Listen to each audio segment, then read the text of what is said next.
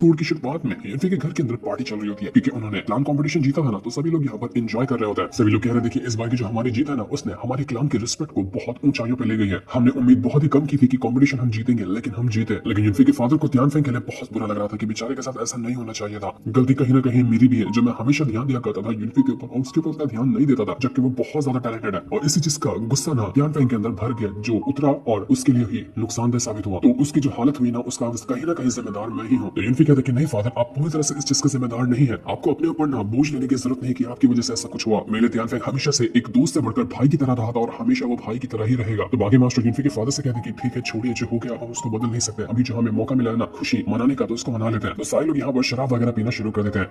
यूएनफी जो था वो सारे के सारे मास्टर के लिए ना कुछ पिल वगैरह लेकर आया हुआ था। वो कहता है कि सभी मास्टर को मैं ये देना चाहता हूँ, इसकी मदद से आप अपनी कल्टीवेशन को इंक्रीज कर पाएंगे। इसमें से कुछ प्रोफाउंड एसेंस पिल है और कुछ स्पिरिट गैदरिंग पिल है, जिसको मैंने अपने हाथों से रिफाइन किया। तो बाकी मास्टर कहते हैं कि यूएनफी ये है तो बहुत कमाल की, लेकिन हम मास्टर हैं, हम तुमसे पिल कैसे एक्सेप्ट कर सकते हैं? ये बहुत ज्यादा वैल्यूबल है जो कि तुम्हारे काम आएगी, तो तुम हमें से ये मत दो। लेकिन यूएनफी के फादर कहते हैं सभी मास्टर वगैरह से कि नहीं, आपको ये लेना होगा। आप ही तो है जो डिसेबल वगैरह को ट्रेनिंग देते हैं और उनको अच्छा कल्टीवेटर बनाते हैं, तो आपको भी तो प्रोग्रेस हासिल करने की जरूरत होती है ना, तभी तो आप बाकी डिसेबल को और अच्छे से ट्रेनिंग दे पाएंगे। इसलिए आप सभी इस पिल वगैरह को एक्सेप्ट कर लीजिए। तो ये सुनकर बाकी जो मास्टर वगैरह थे वो बहुत ज्यादा खुश हो जाते हैं कि उनको इतनी ज्यादा रिस्पेक्ट महसूस हो रहा था ना यूएनफी के फादर और यूएनफी के हरकत की वजह से, इसका हिसाब भी नहीं था। वो कहते हैं कि अब तो हम यहाँ पर ना अपनी आखिरी सांस तक तुम लोगों का साथ देंगे। अब यही ही क्लान है जो हमारी कब्र बनेगा, हम यहीं पर अपनी पूरी जिंदगी गुजारने वाले हैं। माहौल यहाँ पर बहुत अच्छा हो गया, तो सभी लोग काफी ज्यादा खुश थे। तो इस वजह से वापस से सारे लोग शराब पीना शुरू कर देते कि हमारी खुशी में ये शराब भी तो शामिल होता है। इतना ज्यादा खुश लग रहे थे ना ये लोग, ऐसा लग रहा था कि इनकी खुशी पर नजर लगने वाली है। उधर ब्यूटी ब्लेड और बाकी लोग जो यूएनफी के दोस्त वगैरह थे ना, वो लोग कह रहे थे कि यार हमने कितने दिनों बाद यूएनफी को पहली बार इतना ज्यादा खुश देखा, उसको देखो तो वो कितना खुश लग रहा है। ये बात तो हमारे दिल को छू गई। जब से यूएनफी के मेडियन डिस्ट्रॉय हुए थे, वो एक्टिवेट नहीं हो पा रहे थे ना, तब से कभी भी यूएनफी ने खुश रहना तो बिल्कुल छोड़ ही दिया था। आज जब वो यहाँ पर इतना ज्यादा खुश है ना, तो उसकी खुशी देखकर हमें बहुत अच्छा लग रहा है। और हो भी क्यों ना, उसने केनआन को हराया है, उसने हमारे क्लान को कंपटीशन जिताया और हमारे क्लान की रिस्पेक्ट को बढ़ाया है। इतना जब उसने बड़ा काम किया तो उसको तो खुश होना बनता है। तो ब्यूटी ब्लेड कहती कि सारा काम तो उसने किया, लेकिन एक और भी सबसे बड़ा काम किया उसने किंगलो का दिल जीता, जो कि इतनी ज्यादा सुंदर लड़की है, उसका दिल कभी किसी पे आता ही नहीं था, लेकिन यूएनफी ने उसका दिल जीता। तो ये तो सबसे बड़ा अचीवमेंट है उसके लिए। तो ये सुनकर जो किंगलो होती है वो भी शर्मा जाती है कि यार ब्यूटी ब्लेड तुम कैसी बात कर रही हो, यूएनफी और मेरे बीच में ऐसा कुछ भी नहीं है, हम दोनों सिर्फ अच्छे दोस्त हैं और दोस्त की तरह ही रहते हैं। तो ब्यूटी ब्लेड कहती कि अच्छा अच्छा, तुम्हारी दोस्ती सब नजर आती है मुझे, ज्यादा बातों को घुमाने की कोशिश तो मेरे सामने करना ही नहीं। तो वहीं यूएनफी जो था वो अपने फादर से कहते कि फादर मुझे ना एक चीज आपसे पूछनी है, उम्मीद है कि आप इसके लिए मना नहीं करेंगे। तो उसके फादर कहते कि यूएनफी तुम पूछने क्या वाले हो, कुछ अगर सही चीज पूछ रहे हो तो मैं क्यों ही मना करूंगा इस चीज के लिए, तुम बिल्कुल पूछ सकते हो, बताओ कि तुमसे क्या पूछना है। यूएनफी बहुत ज्यादा शर्माया हुआ था और शर्माते हुए वो धीरे से आवाज में अपने फादर से कहता है कि फादर मैं चाहता हूँ ना कि आप कल ना किंगलो के परिवार वालों के पास जाए और उससे मेरी शादी का रिश्ता मांगे। मैं यही पूछने के लिए आपसे कह रहा था कि आप ये काम करेंगे। मैं किंगलो को पसंद करता हूँ और उससे शादी करना चाहता हूँ। यूएनफी यहाँ पर किंगलो से अपने मन में ही कहने लग जाता है कि किंगलो देख लेना, इस बार ना अपनी पूरी जिंदगी भर मैं तुम्हारा ख्याल रखने के लिए तैयार हूँ, तो मैं हमेशा प्रोटेक्ट करूंगा, तुम्हारे ऊपर कोई आंच आने नहीं दूंगा। उम्मीद है कि तुम भी इस शादी के लिए तैयार होगी। तो ये सुनकर यूएनफी के दोस्त बड़े खुश होते हैं कि अरे देखो देखो, यहाँ पर यूएनफी ने पहली बार हिम्मत जुटा करना प्रपोज किया है। यार अपनी यूएनफी के अंदर इतना जिगरा कैसे आ गया, वो डायरेक्ट प्रपोज कैसे कर सकता है, वो भी अपने फादर को कहकर। तो यूएनफी के फादर कहते कि यार तुमने तो मुझे डबल खुशी दे दी आज के दिन पे, मैं बिल्कुल जाऊंगा और तुम्हारी शादी का रिश्ता मांगूंगा। तो ब्यूटी ब्लेड जो थी वो थोड़ी सी नाराज हो जाती है और किंगलो से कहने लग जाती है कि देखा तुमने कह रही थी कि तुम दोनों के बीच में कुछ नहीं चल रहा है, और साथ में प्रपोज कर दिया। अच्छी भली मैं लड़की हूँ, इतनी ज्यादा सुंदर भी हूँ, लेकिन उसने मुझे रिजेक्ट किया। काश यूएनफी जैसा बंदा मुझे मिल जाता तो मेरी लाइफ सेट हो जाती। किंगलो तो शर्माते हुए वहां से भागी जाती है कि उसको बर्दाश्त नहीं हो रहा था सब यहाँ पर उसके बारे में ऐसा कह रहे थे। तो शर्म से पानी पानी हो चुकी थी। तो यूएनफी के दोस्तों से कहते कि अबे देख देख तेरी दुल्हनिया भाग रही है, पकड़ ले उसको। तो जैसे यूएनफी जा रहा था उसके फादर उससे कहते कि अबे गधे लड़के, तो इतने सारे लोगों के सामने ऐसी बात कहेगा तो लड़की को तो शर्म आएगी ही ना। रहने दो उसको, जाने दे, थोड़ा सा शर्म से पानी पानी हो चुकी है, थोड़ा जब उसको अच्छा लगेगा ना तो वो लौट कर वापस आ जाएगी। तू बैठा आराम से और शराब पीता है यहाँ पर। आज हमारी खुशी बहुत ज्यादा हुई है ना, तो हम इसको अच्छे से सेलिब्रेट करेंगे, कल तो इस खुशी को डबल भी करने वाले हैं। तो यूएनफी भी शर्माते हुए कहते कि मुझे तो फादर पता नहीं था कि प्रपोज कैसे करते हैं, तो मैंने जिस लगा ना मैंने वैसा कर दिया। ये पहली बार का एक्सपीरियंस था मेरा, लगता है कि मैंने मामला बिगाड़ दिया। तो वही किंगलो जो थी ना वो अपने घर की ओर जा रही होती है। रास्ते में वो अभी भी थोड़ा शर्मा रही थी और अंदर से बहुत ज्यादा खुश भी थी, क्योंकि उसको वही तो चाहिए था कि यूएनफी कब उसको प्रपोज करेगा। और फाइनली यूएनफी ने उसको प्रपोज किया। और जैसे वो वहां से आगे बढ़ी थी वहां पर वही बुढ़िया एल्डर आ जाती है और कहने लग जाती है किंगलो से कि किंगलो हमारे सू क्लान ने ना बहुत ही अर्जेंट ऑर्डर भेजा है, और ऑर्डर के मुताबिक ना तुम्हें ये सिटी छोड़कर जाना होगा, बहुत जरूरी काम है और तुम्हें ये करना ही है, क्योंकि तुम्हारे सू क्लान वालों ने ना तुम्हारी शादी के लिए किसी और से बात की है जो कि दूसरे क्लान के बंदे हैं। तो तुम वहां जाओ और देखो कि वहां पर क्या बात होती है। तो ये सुनकर तो किंगलो का पूरा दिल टूट जाता है कि मुझे कहीं नहीं जाना, मुझे यहीं पे रहना है, मैं नहीं जा सकती कहीं पे। तो बुढ़िया कहती कि देखो किंगलो मुझे पता है कि तुम ना उस यूएनफी की वजह से ऐसा कह रही हो, लेकिन तुम्हें पता होना चाहिए कि यूएनफी किसी काम का नहीं है, और जिससे तुम्हारे फैमिली वाले लोग तुम्हारी शादी करवाना चाहते हैं ना, तुम्हें उससे करनी होगी। अगर तुम्हारे क्लान वालों को जरा से भी भनक लगी ना कि उस यूएनफी की वजह से तुम उनके खिलाफ जाने की कोशिश कर रही हो, तो तुम्हारे सू क्लान वाले इस यूएनफी के ये क्लान वालों को ना मिटाकर रख देंगे। बेहतर होगा कि अगर उस यूनिफी की भलाई चाहती हो, उसके क्लान की भलाई चाहती हो ना, तो सीधा मेरे साथ चलो। किंगलू कह रही थी कि मैं कैसे जा सकती, मैं यूनिफी को पसंद करती हूँ, उसको छोड़कर कहीं नहीं जा सकती। और बुढ़िया कहती कि देखो तुम्हारी भलाई के लिए और उस यूनिफी को अगर तुम जिंदा देखना चाहती हो ना, तो तुम्हें जाना ही होगा, क्योंकि अगर तुमने जाने से इनकार किया तो वो यूनिफी भी मरेगा और उसकी पूरी फैमिली मरेगी, वो भी तुम्हारे ही क्लान के हाथों। इसलिए अब फैसला तुम्हारा है कि तुम उनको मरते हुए देखना चाहती हो या फिर उसको छोड़कर जाना चाहती हो। बेचारी किंगलू, अभी तो उसको यहाँ पर खुशी मिली थी, अभी तो वो यहाँ पर इतना ज्यादा खुश थी, सब कुछ महज कुछ पल के अंदर ही खत्म हो गया। तभी उसको वहाँ पर वो जो शेवडी के शी क्लान के बंदे हैं ना, वो बहुत सारे नजर आते हैं और जो यहाँ पर आ रहे थे और उन्होंने अपने जो रुख किया होता है ना, वो होता है ये क्लान की तरफ, मतलब कि यूनिफी के घर की ओर ही रुक जा रहे थे। किंगलू और वो जो बुढ़िया थी वो कहती है कि इतने सारे लोग यहाँ पर रात के टाइम पे आ रहे हैं ना, मुझे ये कुछ ठीक नहीं लग रहा। तो ये सुनकर किंगलू जो थी वो बुढ़िया से कहती है कि देखिए एडर, मैं आपके साथ ना जरूर जाऊंगी, लेकिन जाने से पहले मुझे यूनिफी से मिलना है, उसको बात करनी है और उसे एक गुड बाय कहना है। और सच कह रहे हो, अगर आपने जी करने से मुझे रोका ना, तो सीधा मेरी लाश को ही उठाकर यहाँ से ले जाना, मैं जिंदा यहाँ से नहीं जाऊंगी फिर।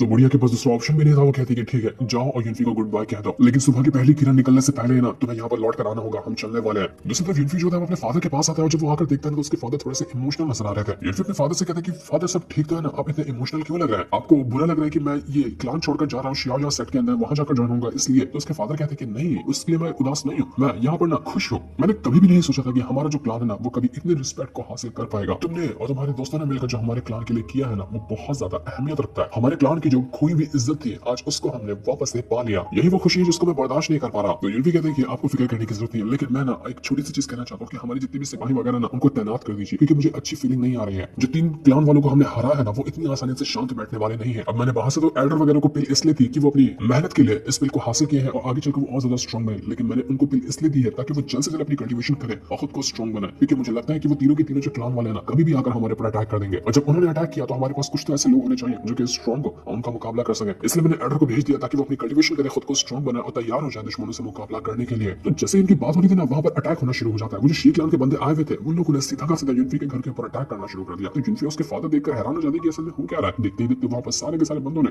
ये क्लान के जितने भी लोग थे ना और डिसाइपल वगैरह थे, उनको काट कर मारना शुरू कर दिया था। शी क्लान के बंदे तो उसका अंधाधुन अटैक करने के लिए पहुंच चुके थे। यूनिफी भी यहाँ पर अपनी पावर का यूज करते हुए दुश्मनों को मारने की कोशिश कर रहा था, लेकिन किसी को समझ नहीं आ रहा था कि आखिर ये लोग अटैक करने के लिए आए क्यों है। और यूनिफी को पता था कि ऐसा कुछ होने वाला है, इसलिए वो पहले से ही तैयार था। जैसे ये लोग यहाँ पर आए थे, उनको सामने वो बाकी के तीनों क्लान जो होते हैं ना, उनके एल्डर वगैरह नजर आते हैं।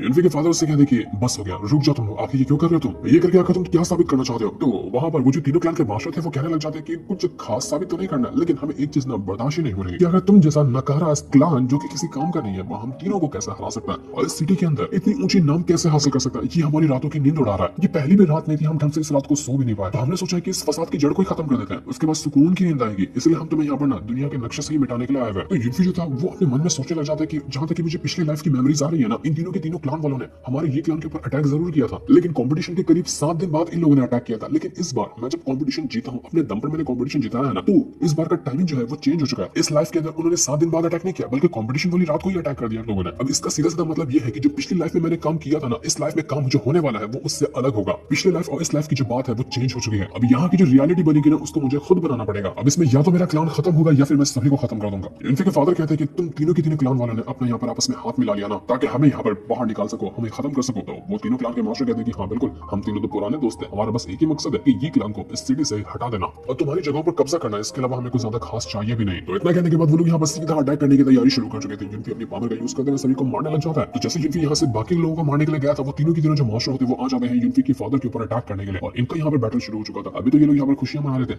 अभी यहाँ पर इतना भयंकर बैटल शुरू हो गया। वो यूनिफी के फादर अकेले तीनों के तीनों मास्टर का मुकाबला कर रहे होते हैं, लेकिन तीनों मास्टर काफी ज्यादा खतरनाक थे। उन्होंने अपनी पावर का यूज करते हुए सभी के ऊपर अटैक करना शुरू कर दिया था। यूनिफी के फादर को काफी ज्यादा चोट लगती है। वो तीनों की तीनों जो मार्शल स्पिरिट वगैरह थी मास्टर की, उसकी मदद से अटैक कर रहे थे। तो यूनिफी के फादर भी अपनी फिनिक्स स्पिरिट का यूज करते हुए अटैक कर रहे होते हैं, और जब वो कमजोर होते तो यूनिफी भी बीच में आ जाता उनका साथ देने के लिए। तो यूनिफी को रोकने के लिए बाकी के जो तीनों सेट के पावरफुल डिसेबल वगैरह थे वो लोग वहां पर आ चुके थे, और उन्होंने यूनिफी को चारों तरफ से घेर लिया था। अब ये क्लान की तरफ से अभी जो फाइट करने के लिए थे वो कुछ नॉर्मल डिसेबल वगैरह थे, यूनिफी था और उसके फादर ही थे, और जो सामने लोग थे वो कम से कम हजारों लोग होंगे। पूरे के पूरे 3 क्लान के जो बंदे हैं ना, वो सब के सब यहाँ पर आ चुके थे अपने मास्टर के साथ, ताकि ये क्लान को खत्म किया ही जा सके। आज तो यहाँ पर तीनों क्लान मरेंगे या फिर ये क्लान ही खत्म हो जाएगा। तो यूनिफी से लड़ने के लिए ना वो जो गैंग का लीडर था वो भी आ जाता, क्योंकि उसके गैंग के कई सारे बंदों को यूनिफी ने मार डाला था ना। अब गैंग लीडर आया था यूनिफी की जान लेने के लिए। वो यूनिफी से कहते कि बचकाने, तेरे अंदर ना जिगरा बहुत है, तूने मेरे गैंग के कुछ बंदों को मारा है, तुझे पता है आज तक कोई उनके ऊपर हाथ भी नहीं लगा पाया था, तेरे पास स्किल कमाल की है, तो मैं वही देखना चाहता हूँ कि तू कहां तक टिक पाता है मेरे सामने। तो यूनिफी भी उससे कहता है कि लीडर तुझे पता है तू ना सेलेस्टियल रैंक का बंदा है, फिर भी इतना स्ट्रांग होने के बाद तू इन तीनों क्लान लीडर का कुत्ता बना फिर रहा है। तुझे शर्म आनी चाहिए, तुझे तो खुद पे प्राउड होना चाहिए, तुझे तो ऐसा होना चाहिए कि लोग तेरे सामने झुके, तू खुद दूसरे के सामने झुक रहा है। अबे शर्म से मर जा, तू नहीं मरता तो मैं मार देता हूँ तेरे को। इसके बाद तो यूनिफी सीधा उस गैंग लीडर के साथ फाइट करने लग गया था। दोनों के बीच में एक कमाल का बैटल शुरू हो जाता है। यूनिफी तो यहाँ पर गैंग लीडर को खूब मारता है, वो मार कर उसकी हालत खराब कर चुका था, लेकिन फिर भी ये गैंग लीडर इतनी आसानी से हार मारने वाला नहीं था। वो उससे कहता है कि मैंने तुझे अंडर एस्टिमेट किया, तू लूजर नहीं है, तभी तो यहाँ पर मेरे बंदे इतनी आसानी से तुझे मार नहीं पाए और उनकी जान चली गई। तो दो बंदे जो उसके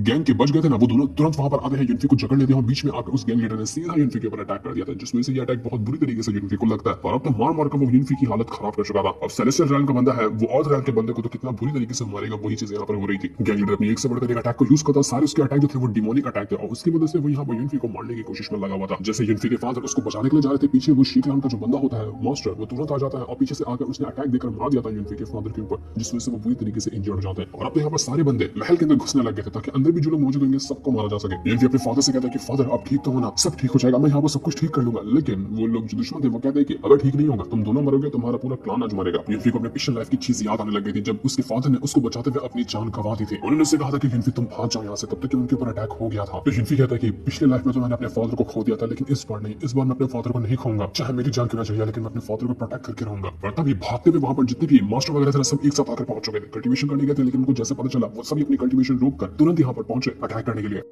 पर जब मास्टर यहाँ पर आए थे ना, वो इतना ज्यादा गुस्से में थे कि उनके गुस्से का ठिकाना ही नहीं था। वो अंधाधुंध सभी के ऊपर अटैक करने लग जाते हैं कि हम इन तीनों क्लान को नहीं छोड़ने वाले। वो जो गैंग लीडर था वो भी तुरंत चला जाता है मास्टर वगैरह से फाइट करने के लिए। अकेला गैंग लीडर और 3-4 मास्टर से वो मुकाबला कर रहा था। इन दोनों का जो बैटल होता है वो कमाल का होता है, जहाँ पर गैंग लीडर की हालत खराब हो चुकी थी। इतने सारे मास्टर से वो मुकाबला नहीं कर पाया। यहाँ पर वो मास्टर कहने लग जाते हैं कि जिसने भी हमारे ये क्लान के ऊपर आंख उठाने की भी कोशिश की ना, उसको गुजरना होगा हमारी लाशों से। अगर हमारे ये क्लान के ऊपर अटैक करना है तो हमसे टकराओ और उसके बाद आगे बढ़ के दिखाओ। सारे के सारे जो मास्टर वगैरह थे ना, उन्होंने अपना अर्थ रैंक का लेट स्टेज ब्रेक थ्रू कर लिया था। सब एक ही कल्टीवेशन लेवल पे पहुंच चुके थे। यूनिफी के पूरे दोस्त जो होते हैं ना, वो भी अब यहाँ पर एंट्री मार चुके थे। वो सभी अपने वेपन वगैरह लेकर आए हुए थे, जिसके बाद जो हथियार था सब लेकर आ चुके थे ताकि यहाँ पर अटैक किया जा सके। ये बैटल अब यहाँ पर कम होता तो नहीं बल्कि बढ़ता हुआ ही नजर आ रहा था। तो ये देखकर तीनों क्लान के जो मास्टर थे ना, वो लोग हैरान हो जाते कि अब इनके पास ना 5 लेट स्टेज के अर्थ रैंक के मास्टर मौजूद है, हमारे पास तो 5 नहीं है। तो ये बैटल तो हमें यहाँ पर ये लोग जीतते हुए नजर आ रहे हैं, लेकिन हम इतनी आसानी से रुकने वाले नहीं है। जितने मास्टर थे वो तीनों क्लान के बंदों से कहते हैं कि देखो आखिरी वार्निंग है, इज्जत से यहाँ से चले जाओ वरना हम तुम्हें काट डालेंगे। और तब वहां पर एंट्री मारता है ये सिटी का जो गवर्नर होता है ना, वो तो यहाँ पर ये क्लान का दुश्मन नहीं था, लेकिन इन तीनों के तीनों मास्टर ने ना जो क्लान के हैं उन्होंने उसको ऑफर दिया कि अगर तुम हमारा साथ दोगे ना तो ये क्लान की जो माइनिंग एरिया है ना, जितने भी माइनिंग की खदान है, सब तुम्हारा नाम कर देंगे। तो इसी वजह से गवर्नर को लालच आया और वो इन तीनों का साथ देने के लिए शामिल हो चुका था। अब यहाँ पर गवर्नर अपनी पूरी आर्मी को लाया हुआ था, हजारों के हजारों सोल्जर होते हैं उसके पास। अब तो ये क्लान के हारने के चांसेस बढ़ चुके थे। यूनिफी जो था उस गवर्नर से कहता है कि तुम्हें शर्म आनी चाहिए, शर्म आनी चाहिए, तुम इस सिटी के गवर्नर होकर यहाँ पर इतने घटिया लोगों का साथ देना। तुम्हें जिम्मेदारी दी जाती है ना सिटी को प्रोटेक्ट करने की, यहाँ के सारे क्लान को प्रोटेक्ट करने की, लेकिन तुम्हें डर नहीं लगता कि बाकी के जो एम्पायर वगैरह ना वो तुम्हारे साथ क्या करेंगे जो तुमने रूल को तोड़ने की कोशिश की है। तो गवर्नर कहता है कि अबे जाना, किसी को पता ही नहीं चलेगा कि मैंने कुछ काम किया है। तब वहां पर वो छक्का भी आकर पहुंच जाता है और वो यहाँ पर आने के बाद कहना चाहते हैं कि किसी को डरने की जरूरत नहीं है, मैं हूं ना यहाँ पर, एम्पायर भी क्यों ना आ जाए, मैं उनके साथ भी सेटिंग बना लूंगा, कोई किसी का कुछ नहीं बिगाड़ेगा, बस यहाँ पर यूनिफी उसके क्लान वालों को मार डालो। जितने भी यूनिफी के दुश्मन थे, उसके क्लान के दुश्मन थे ना, आज सब यहाँ पर आकर पहुंच चुके थे।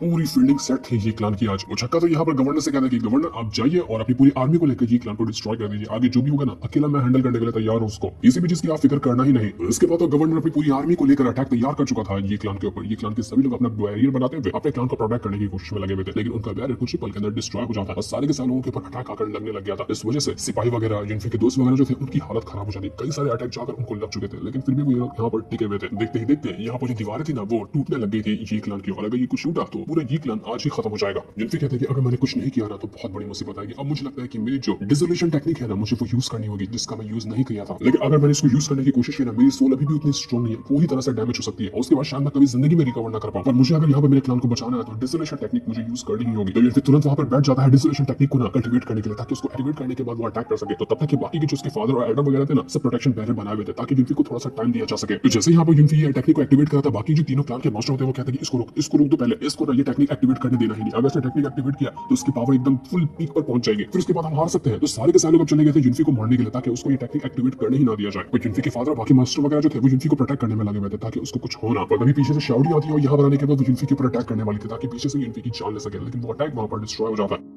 तो सारे के सारे लोग देखने लगे थे कि अरे अचानक कौन यहाँ पर आया जिसने यूनिफी के ऊपर बस अटैक लगने ही वाला था, लेकिन उसको रोक दिया, वरना अभी के भी यहाँ पर यूनिफी मारा जाता वो डिसोल्यूशन टेक्निक को यूज ही नहीं कर पाता। तब वहां पर एंट्री मारती है किंगलू और किंगलू ने यहाँ पर अटैक करते हुए यूनिफी को बचाया था। तो शाओडी तो ये देखकर भड़क जाती है कि किंगलू मैं तुझे छोड़ूंगी, तूने बीच में घुस कर मेरा प्लान बर्बाद कर दिया। तो अब यहाँ पर शाओडी और किंगलू के बीच में बैटल शुरू हो चुका था। शाओडी तो यहाँ पर कुछ कर ही नहीं पाती, उल्टा किंगलू उसको बहुत मारती है, मार कर वो शाओडी की हालत खराब कर चुकी थी, लेकिन शाओडी भी इतनी जल्दी हार मानने वाली नहीं थी। किंगलू कहती है कि किसने भी अगर यूनिफी के ऊपर आंख उठाने की भी कोशिश की ना, मैं सच कह रही हूँ उसको फाड़ कर रख दूंगी, बेहतर होगा कि तू यहाँ से कटी मार लेगा, यूनिफी के ऊपर आंख उठाकर देखी तो मैं तुझे छोड़ूंगी सामने। ये सुनकर यहाँ पर शियोटी कहती कि अबे आंख उठाने की बात तो छोड़, मैं तेरे सामने उसको काट डालूंगी, इतने टुकड़े करूंगी तो महीने भर गिनते रहेगी। वैसे भी अगर मैं यहाँ पर तुझे मार डालूंगा तो युनफी तो वैसे ही यहाँ पर तकलीफ से भर जाएगा, वो इतना दर्द में होगा कि हमें उसको मारना आसान हो जाएगा। तो पहले तेरा ही खेल खत्म करती है। वो तुरंत चली जाती है शियोटी के ऊपर अटैक करने के लिए और इन दोनों का बैटल वापस से शुरू हो चुका था। दूसरी तरफ युनफी अभी तक अपनी टेक्निक को एक्टिवेट कर रहा था और बाकी लोग अभी तक उसके पास पहुंच नहीं पाए। सभी को लग रहा था कि हमें कुछ ना कुछ तो करना पड़ेगा युनफी को ये टेक्निक एक्टिवेट करने से रोकने के लिए। तो छक्का जो होता है वो अपने एडर से कहता है कि एडर जाइए और किसी भी हालत में मुझे युनफी को मरा हुआ देखना है, उसको मार डालिए। तो उसका एडर तुरंत चला जाता है युनफी को मारने के लिए। वो सीधा जाकर बीच में घुसता है और उसके फादर जो प्रोटेक्ट कर रहे थे ना युनफी को, उसको भी तोड़कर युनफी के पास पहुंच चुका था ताकि वो युनफी की जान ले सके। युनफी के आसपास भी ना उसके ऑरा की मदद से एक बैरियर लगा हुआ था। वो एडर कहने लग जाता है कि मैं भी तो देखूं कि कब तू मेरे पावर से अपने आप को बचा पाता, अभी मैं तुझे जान से मार डालूंगा, तू टेक्निक तो भूल जा, तू जिंदा ही नहीं बचेगा। तो उसका जो अटैक था सीधा युनफी को जाकर लग चुका था। युनफी ने अभी तक अपने अटैक जो टेक्निक यूज करने वाला था उसको एक्टिवेट भी नहीं किया था, तब तक उसको अटैक लग चुका था। युनफी कहता है कि नहीं, मुझे नहीं लगता कि मैं अपनी डिसोल्यूशन टेक्निक को यूज कर पाऊंगा, मेरा क्लान अब खत्म होने वाला है, पर मैं रुकूंगा नहीं, मैं फिर से कोशिश करूंगा। लेकिन हमें नहीं दिखाया जाता कि युनफी क्या यहाँ पर डिसोल्यूशन टेक्निक को यूज कर पाएगा और अपने क्लान को बचा पाएगा। यह हमें पता चलेगा नेक्स्ट एपिसोड के अंदर, जिस दिन को दिखाते साथ ही ये वाला एपिसोड यहीं पर एंड हो जाता है।